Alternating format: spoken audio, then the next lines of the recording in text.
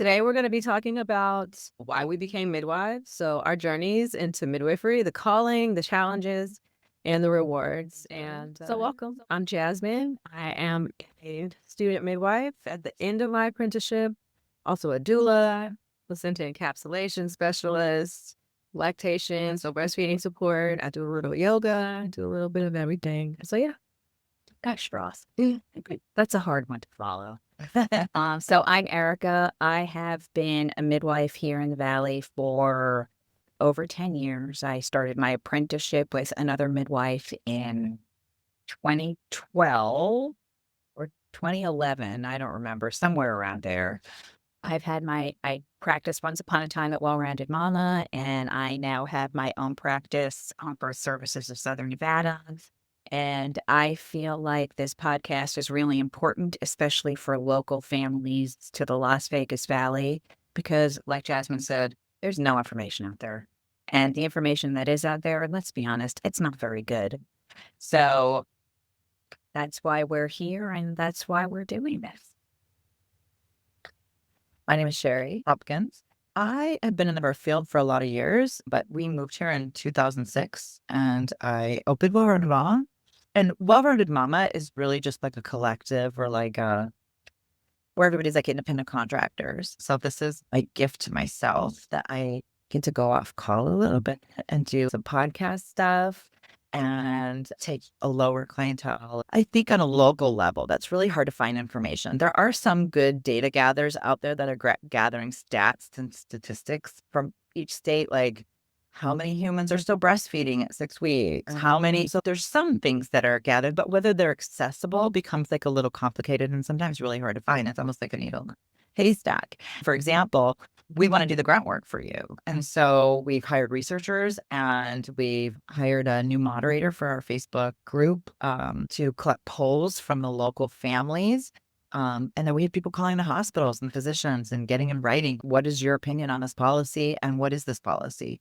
And that way, I think it gives clients in the Valley just a really good idea of what to expect and where to go and where to get what they want from where they want. So that's what I was hoping the podcast would be. I don't know. I have like visions of us traveling and I like that. Going to new town. So I've been a midwife for 16 years. It means that I have delivered humans that can drive. I've been doing it for a long time. I love it. I love my jobs. I love talking about it. And it's interesting. Like Jazmyne brought up, she's in yoga school. And so she finished yoga school. When I have to get up in front of class and talk about yoga, I'm like, I don't know how to do this. But like you asked me about birth, I could talk to you for hours. And so I thought this is great because Jazmyne and Erica and I are all good friends. It was like just a really great time to maybe be invited into your home or your car and your drive to work. That's what our hope and our goal is to do, is just to reach families and be an additional resource. Just like there's a million midwives or a million different humans, same thing when it comes to education, because I just find that people learn in different ways. And we know statistically you have to hear something a certain amount of time before your brain and your mind goes, oh, I understand this thing now. And so I think just being another avenue and another resource for families in the Valley. And I think midwifery is changing a little bit. I feel like I want to fight for that traditional midwifery piece. I don't want to answer to the medical model. And for me, this is my gift back to midwifery in a sense, is that it deserves to remain traditional. And the choices should always remain with family. And there was a time when I thought I could meet in the middle on legislation and things like that. And then going through 2 sessions of that, I don't know that I'm a meet in the middle kind of gal after all. Well, either way, yeah. I just think there are too many components, I think. Yeah. And I think there's too many different things. Like we were talking about before, what's a midwife? Like you were saying, you could not even agree on the definition of what a midwife was. And that to me is big. Birth worker, birth attendant, birth, like, you know what, midwife. How about this? I'm going to pose our first question to our audience. Why don't you all tell us what you think a midwife is? What do you think a midwife is? And what are your expectations? What are your expectations from your midwife? Like we wanted to talk about how do you define midwifery? Because we run into a lot of humans. You make friends, you go somewhere and you run into people and they go, "Oh, what do you do for a living?" And you're like, "I'm a midwife." And I people are don't say like, that anymore. "Why?" I don't say that anymore. Please do. What do you say? I tell them that I own a business in Las Vegas. No. Let me full disclosure why I don't tell people anymore. Why? Okay, it's like big party and someone is like, "Oh, I'm a podiatrist. I got this bunion on my foot." And it's basically, it's if I'm out and about and I'm not like in a setting, Okay. I don't want to tell people what I do because I don't want to be put in a position where I'm giving advice or I'm being asked with Oh, I'm gonna do questions. that. So I don't like to tell people, like, if I'm at the grocery store, I don't tell people what I do. And I will tell you, my husband is now under orders to not talk to pregnant people, to not tell people what it is that I do, because I don't want to answer questions. I recently flew. I won't tell them what I do on an airplane. I don't want to have to deliver a baby on an airplane. I know I'm weird. People don't know what the term midwifery is. I think they think it's like archaic and that that profession died out, like in this old thing where I think, no, this is like the OG. Yeah. Prostitution, oldest profession, second oldest profession right here. Midwifery. Because let's be honest, sex begets babies. And if you were a prostitute at way back when, and let's be honest, there were no condoms or pills or Depot, Provera, or whatever. Condoms. Did that? Yeah, but they weren't very, Like, they were gross. They were Yeah. gross and they were sheepskin and they weren't, Yeah, they did what they had to do, man. but women still got pregnant because it was reliable. Maybe midwifery is the oldest profession because Maybe. we had to birth the prostitutes. Like, Okay, well, that came first. The chicken said and the egg. Yeah, very clear. But I did like the conversation we did have earlier about the definition of midwife. And so I do think that's important to talk about, especially if you're tuning in for the first time and you're like, what is a midwife? I clicked on you because I'm pregnant and I want to hear about what my options in the valley are. But Jazmyne talked earlier, and we were talking about like how we feel like we specialize in low risk pregnancy. And we specialize in the state of Nevada in out of hospital deliveries. And that is where we shine. And for me, I think for a lot of years I felt apologetic. So that's interesting when you were like, I don't tell people what I do. My first thought was, oh, she's ashamed. Right? No. And I got that after you told why. But I think for me, because the feedback I get so many times, and I'm like, I'm a midwife. They're like, do I still do that? Oh, that's so cool. It's just like people don't know how to interact. There's like an uncomfortability. I just told you I make condoms for a living. I don't know. I'm a fluffer. I don't, I just shared something with you that you were like, oh my gosh, I'm uncomfortable having this conversation. And so I think talking about definition of a midwife. Go. Yeah. Say. We were talking, I was saying it's partnership. Yeah. I really believe it's partnership. I think it's big to think that as a provider, I can make decisions for you. I feel like my job is to present you with education and information and the knowledge so that you can make the best decision for you. Because what you decide to do, Mary Smith down the street may not decide to do. So I also think midwifery or home birth midwifery, out of hospital midwifery is not cookie cutter care.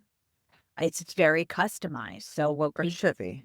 Yes, it should be. I actually have a friend in New York who classifies what we do as boutique care. We are very much boutique care. It is unheard of in modern American medicine to go to the physician's office, wait for only 10 or 15 minutes, and then have 45 minutes to an hour with that provider. That does not happen. It's actually the other way around. You're waiting for 2, 3, sometimes, as we know with a particular doctor, it used to be 4 or 5 hours. Bring a lunch, bring an iPad. And then you saw that particular provider for literally 6 or 7 minutes. One time I timed it. I literally sat there with a stopwatch and I timed it. And I was like, you've only been in here for 6 minutes. This person might have questions. And they're always startled by that. Whereas as midwives, I honestly feel like for me, most of my care isn't talking about midwifery or the pregnancy. Yeah. It's talking about other things that are going on. And yes, we do our clinicals, we do our blood pressure, and we do our urinalysis, and we listen to the baby. We do fundal measurement and all of that really great stuff that they all do at the doctor. But I think for us, it's more individualized. And you know what? We were talking about this boutique care thing. I don't know if you remember, but there were 3 obstetricians in the Valley that tried doing what we do.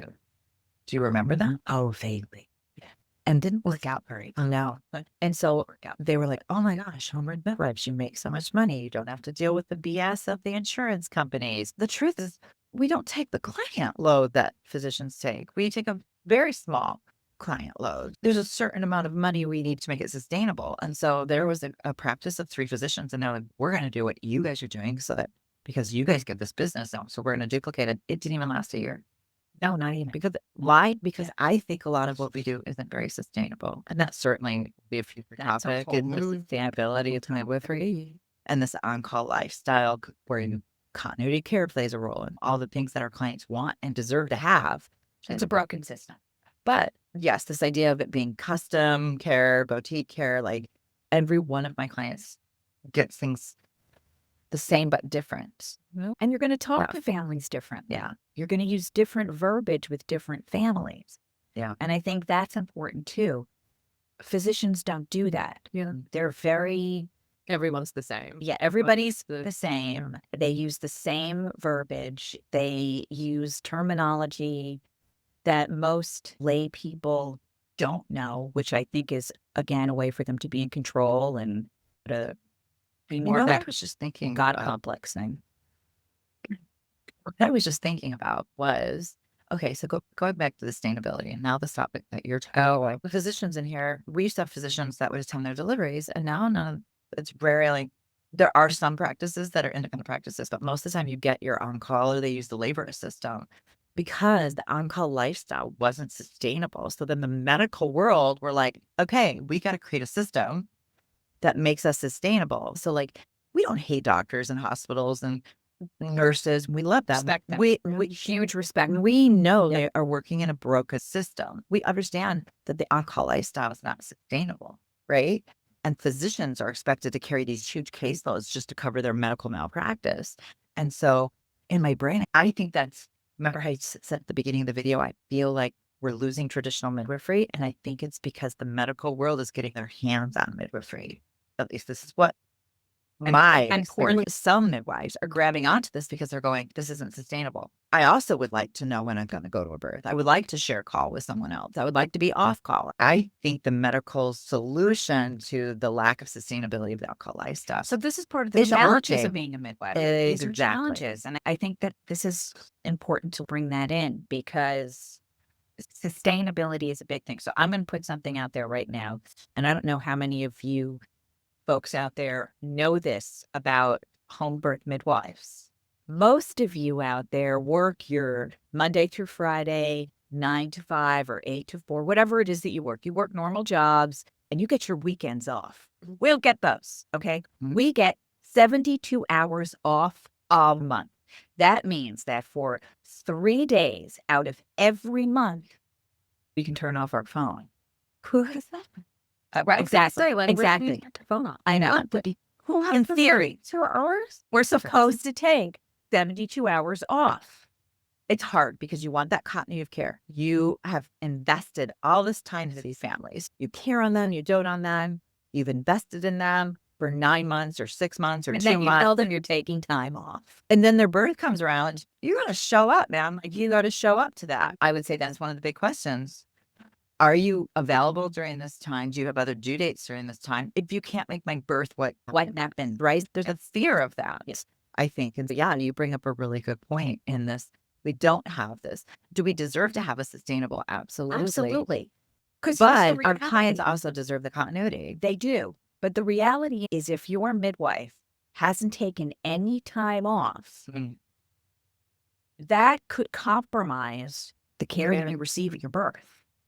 It needs to be made more sustainable. And yes, we would love the on-call system, but it doesn't always work. Yeah. And again, we come back to that continuity of care, and especially if it's a repeat client. I'm going to say like something somewhat maybe nasty, and that is competition.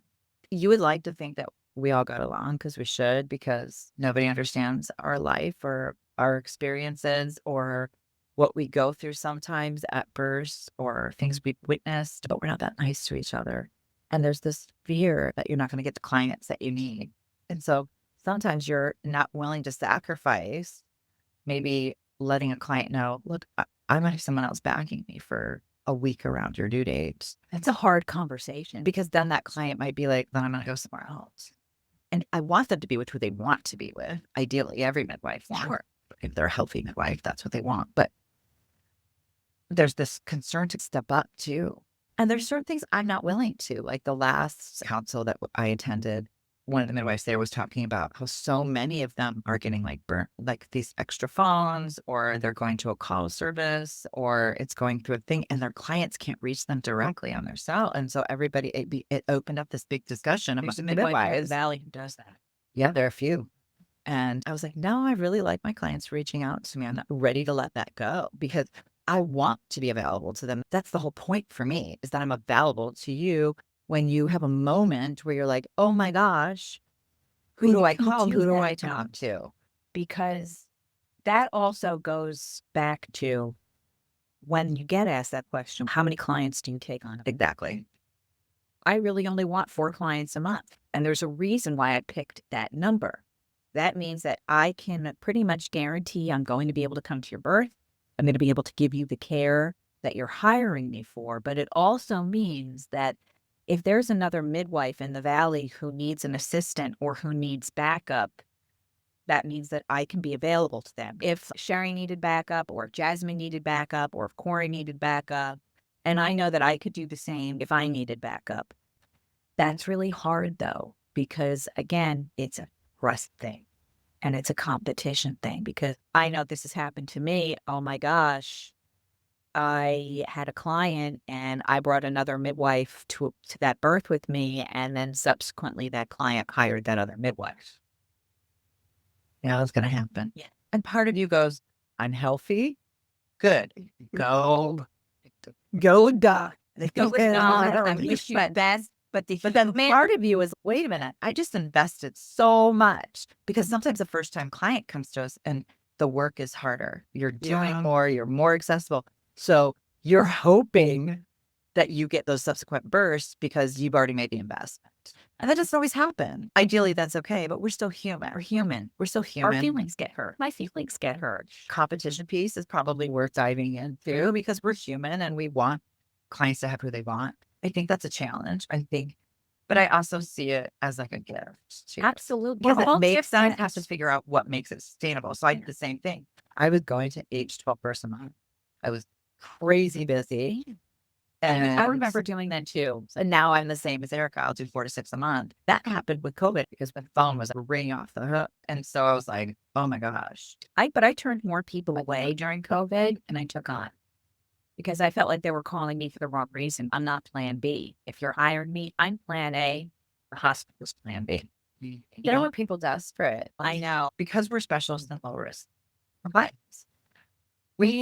Once we follow you in your pregnancy, we know then what we're dealing with, right? So if maybe you have anemia, and we've been working on dealing with that. But if I just walk into a birth and I have no background, we have no information, there's been no connection, I'm getting just reading a chart cold, I could still be a good midwife, but it's not going to make me a great midwife. And yeah, I think that's true.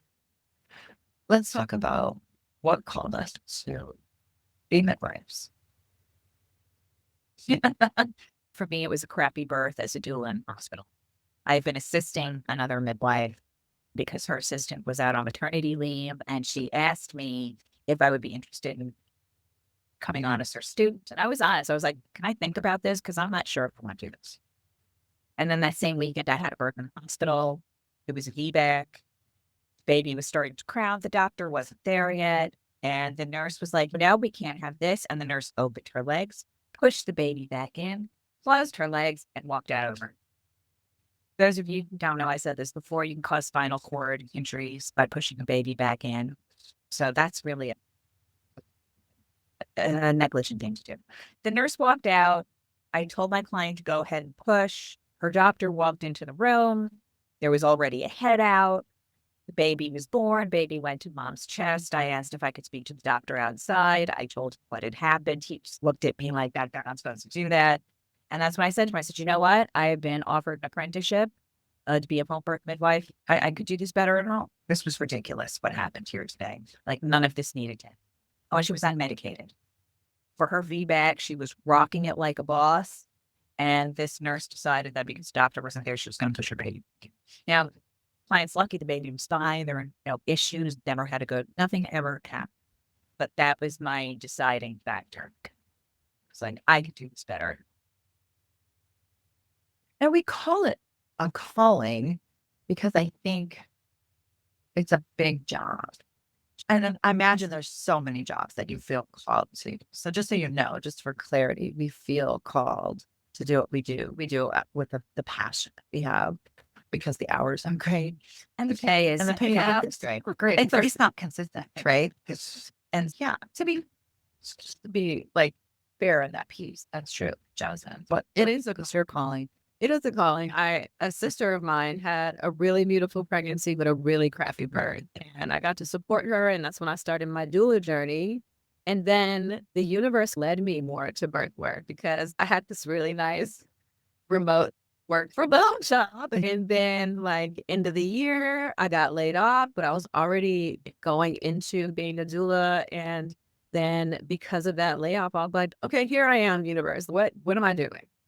What do you want me to do? And the position for a front desk opened up at Momma, and I got to hear and listen, and I was already doing. And then I went to Sherry, and I was like, I think shoot, yeah.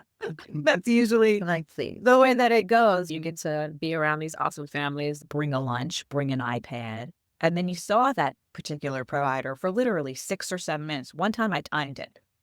I literally sat there with a stopwatch and I timed it. And I was like, And make them feel strong and like they could do anything. Yeah. And I get to do that all the time. yeah. For me, I felt the same. Like I wanted to work with women. I went to school to be a marine biologist. Yeah. English degree over here. yeah, English lit. And then I moved away and had babies. So I had 6 babies in 10 years. And I think for me, we moved to Vegas because my sister started having kids. So similar. And I was really shocked at their options. There wasn't very many options, right? And they go into the hospitals. I'm like, this is pretty outdated. This is pretty outdated for being Vegas. I think what I thought when I was coming to Vegas and thought of it because you see it in the movies and you think, but it's really small town. It is very small town minded, not very progressive. At least it wasn't 17 years ago. I would argue that it still isn't. But so for me, it was moving here and seeing how my sisters were treated. And so I opened Momma thinking it would be like a hobby. I was really involved in the homeschool community up in Utah and was like, oh, I'm just going to put all my energy into birth work.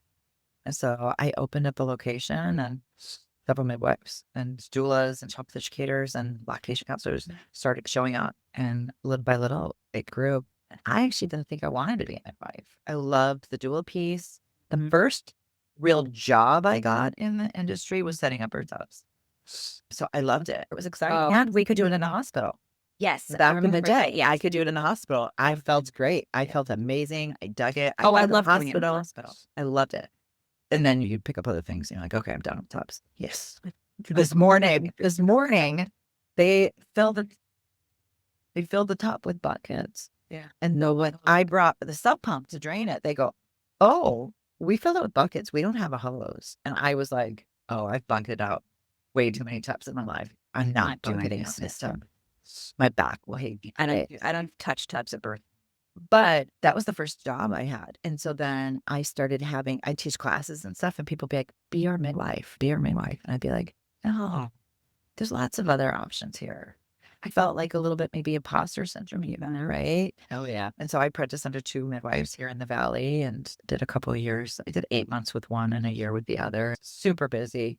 Welcome to Momma at the time back in the day, 15 years ago. It was the midwife house, but Kay was sick. So a lot happened there.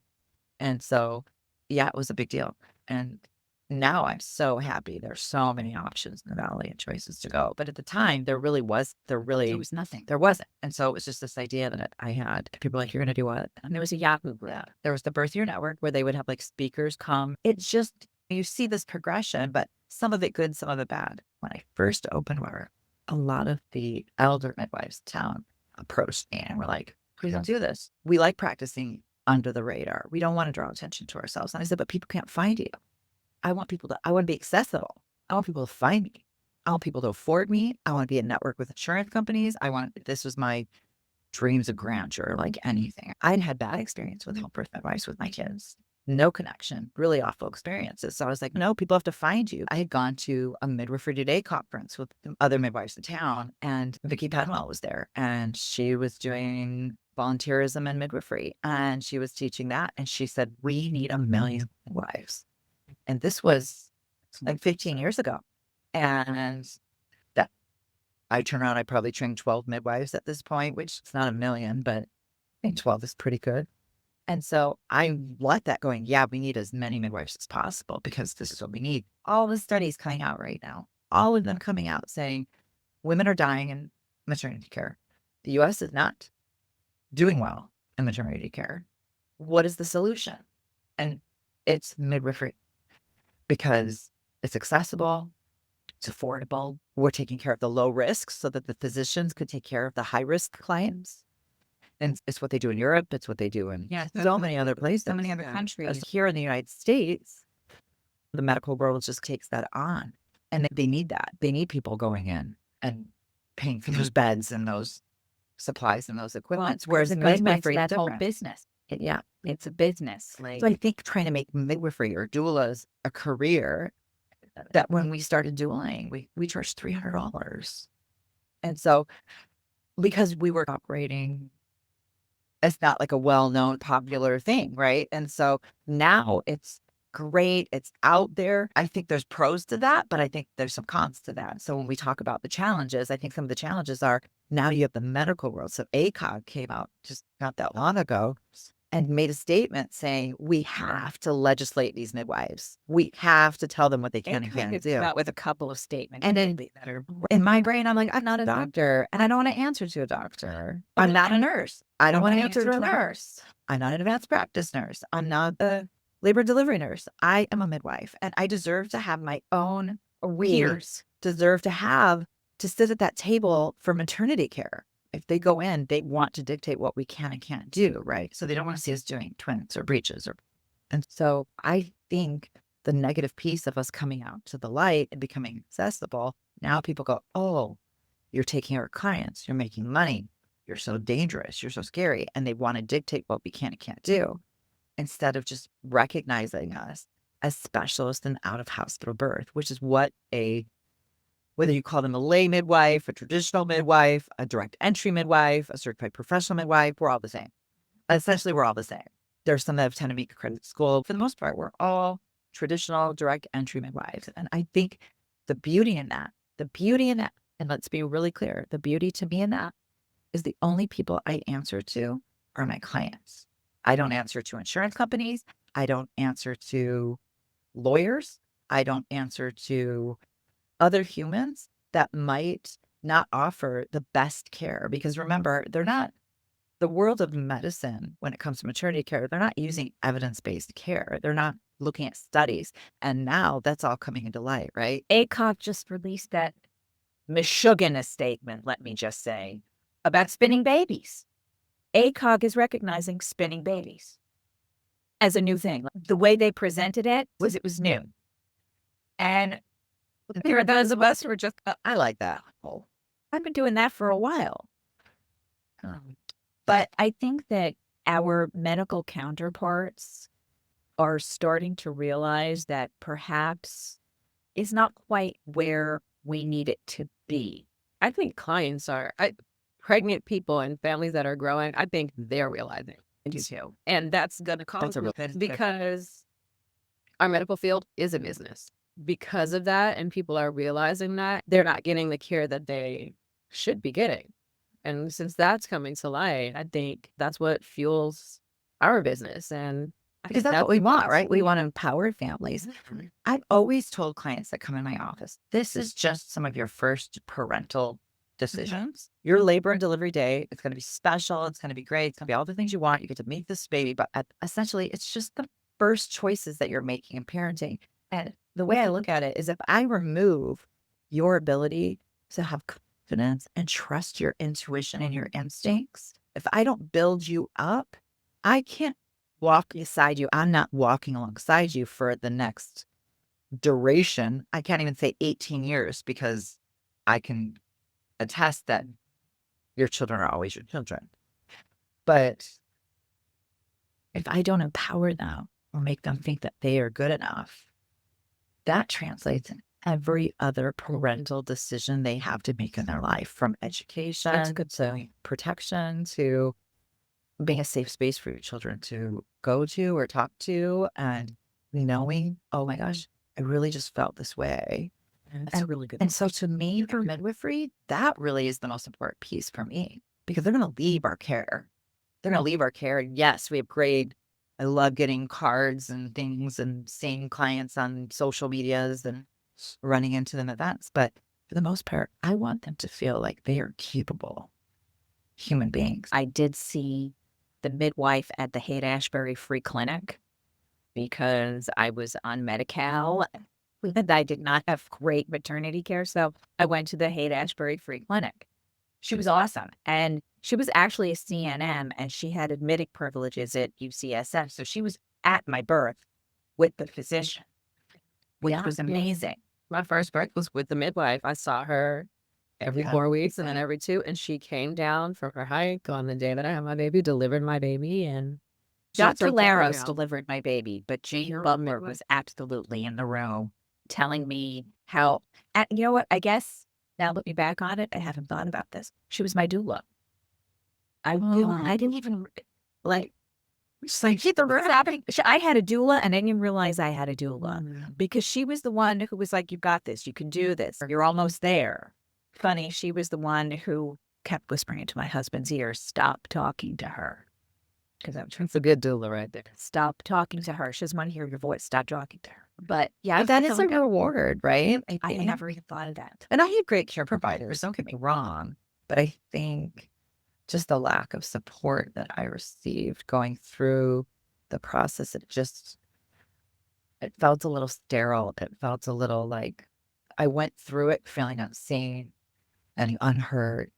I had one midwife in my childbearing years where I connected with her and that was good, but I just felt like that was her job. And I think we all speak different languages, right? So we could communicate like you, me, and Jazmyne separately, sit down and explain to somebody the same damn thing. I had a client one time who didn't hire me, and she ended up becoming a doula and a student midwife, and she's a midwife now, but she said she didn't hire me because I reminded of her mother-in-law. Oh, how can I take that personal, right? But so, and that's just going back to that idea of wanting people to get what they want. And so midwifery, I think, as we look at the challenges, you could see there's challenges, there's rewards. And I think overall, because we entitled this Our Journey into Midwifery, the calling, the challenges, the rewards. And I think human connection is probably one of the most important pieces we have. And we have to work on ourselves. And I think when you get pregnant, a lot of times for humans, that's the first time where you go, I have to think about what I'm eating. I have to think about if it wasn't a previous illness or injury, or you just happen to have parents who introduce those things. But like for the most part, until you get pregnant, you don't think about it. And now you care. And so getting our clients to love themselves enough that this isn't the pregnancy. You should do this time. And we should follow our own advice too. Oh man, application is a constant work. Like that. But I think that for us, and I think that's why we get along so well, is we love the traditional piece. We want to leave the power in the hands of the parents. Yep. That they get to choose where they want to give birth, who they want to give birth with. But do I now think we need to fight a little bit to maintain our autonomy? Because to me, autonomy is autonomy. And the nurse midwives, they haven't had it this long in the Valley. And so when people come to me and they're like, if you just got this, you'll be more respected. And I think that's some of the issue. I think some midwives think, oh, if we get respect, we'll get respected by doctors, we'll get respected by hospitals. I don't think that's true. I'm not looking for acceptance from those individuals anymore. But But I that's don't think taking me a there's long midwives time who to get there. accept They're So not. I think that's like They're a not. fallacy. In fact, they keep getting fired. Yeah, They exactly. keep getting fired. So I They're don't. bouncing around from practice to practice. How unfair. And you know why? Because even though they have autonomy, they can't have hospital privileges without being under the direction of a physician. That's not autonomy. So I will tell you, I was at a We were not. I'm going to apologize first. I had a laborist ask me recently who I answer to. What client? And I said, Well, I said, and I said to this person, I said, I don't understand your question. Please explain to me. I need to know who you answer to. And I said, what do you mean? And she goes, as a midwife, who do you answer to? I said, I'm not a CNM, so I don't answer to doctors. I said, I am a direct entry midwife. You must answer to a doctor. So I actually, before I said, you want to know who I answer to? Let me tell you who I answer to. Me, myself, and I. Which one of us would you like to show up? Because if all three of us show up, it's going to get ugly. And then I sat back. And I waited for this person to respond to me. And she said, so you do not answer to a physician? No, I don't. And if you knew anything about the laws of midwifery in the state of Nevada, you would know that. I say this because a lot of laborists, because the laborist program is a whole other topic, but I don't think they understand what it is that we do. This particular doctor didn't want to care for my client who needed to be in the hospital. And she said that she wasn't going to. And I informed this doctor that she didn't have a choice. She had to care for this particular patient. But that's something that I think if that had happened to me even 3 years ago, I would have backed down like, oh, okay. But I was like, no, I am so sorry. I'm not apologizing for who I am.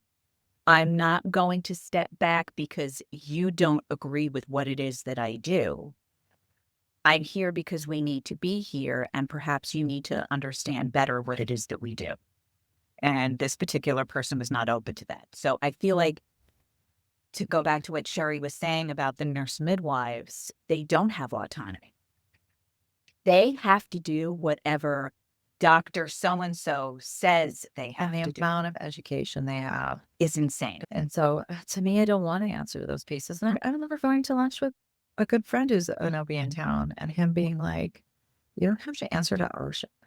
No, what would I be doing? That was, and it just is, I think it's fascinating. We spoke a little bit earlier too, and I can't remember if it was in the city or not, about midwives in the state of Nevada were illegal. We carry drugless practitioner licenses. Illegal just means that on the books, somebody said that the practice of midwifery is not the practice of medicine, which I struggle to agree with, but I'll hang my hat on that for now. I think for a long time, I was an apologetic midwife, and I felt like I could bring everybody together. I was young and optimistic. And the truth is, I think each faction just feels the need to defend their stance, their way of thinking, and that's okay. But we could I think we could be more respectful to each other in that arena, right? Like we could respect each other. There's a lot of the traditional piece. I love the that. doctors and nurses. Yeah. They're working a broken system. They work in a broken system. I think they know they work in a broken system. It's one thing to know that you work in a broken system, and then there's also another piece of having to be the smartest person in the room and making sure that people know that, and making sure that whoever else is in there doesn't overstep and things like that. Kind of pressure.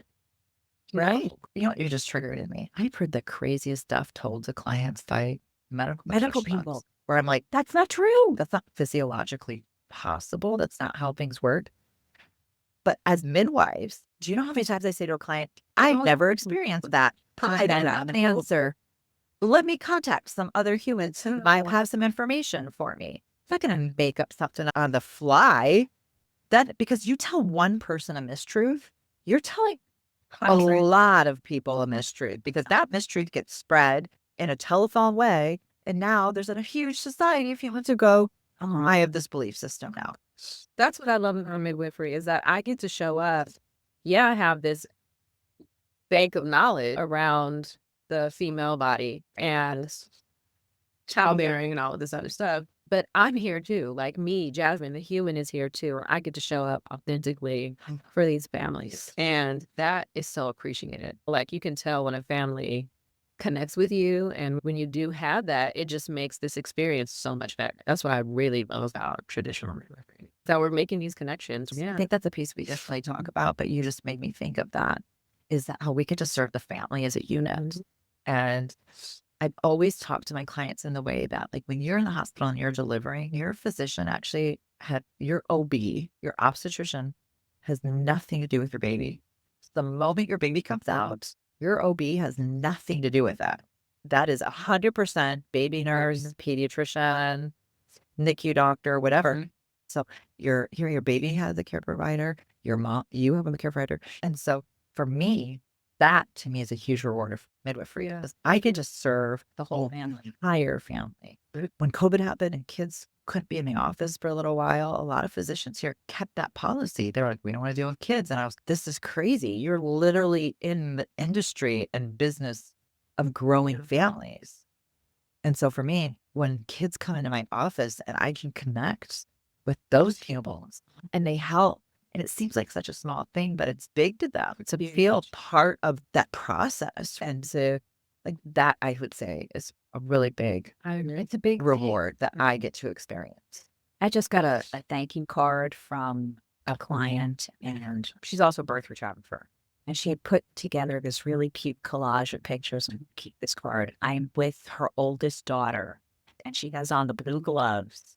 And she and I are examining the placenta together. And it's funny, in the picture, I knew exactly what I was telling her, like explaining to her what the placenta does and like what side is attached to mom and what side the baby sees. Yeah. And we recently had a little thing at our office, and this little girl came running up to me, and she was like, Miss Erica, that was the best thing ever. I just love you. And that meant more to me. That love the mom, baby's adorable, but having that connection with her 6-year-old daughter, that meant more to me, or a child who I was the midwife who was there when they came into the world. It's like they're your babies. And I think that's important to have that connection. I have people ask, can I bring my child? Yes. Bring your kids with you. For child training. I got 2 women. I delivered their babies years ago. And both of them called me to cry to me because they were going through divorce.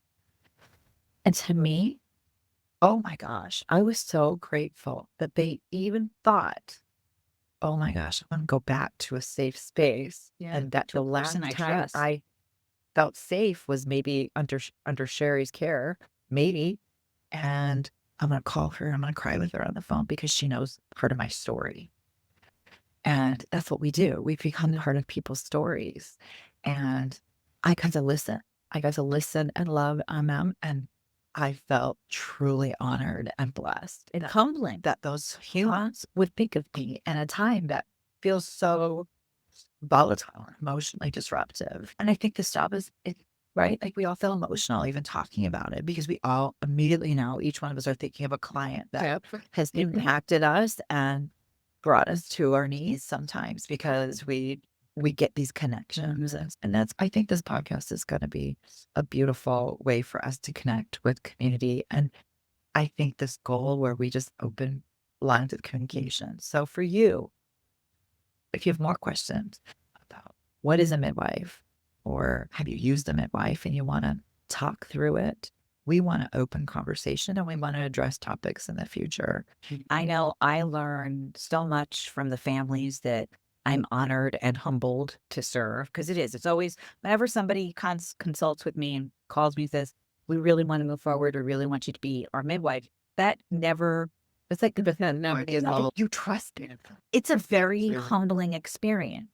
And as a midwife, I know that I learn from my first-time moms, my fourth-time moms, my sixth-time mom. I always learn something. So you're not just, hopefully you're learning from us, but rest assured, we are learning from you. Absolutely. And I think those connections are really important. And I think they're important for community. I would close with this thought of saying sometimes the world feels really big and it's hard to find hope because of everything that's going around. And you're like, where do I start? For me, it was starting local. I start in my house and then I have to start on a local level. And so for me, it was worth the sacrifice of no longer being that stay-at-home mom to serve community because I learned so much about myself. Because I think sometimes we tend to stay in the bubbles that we're really comfortable in.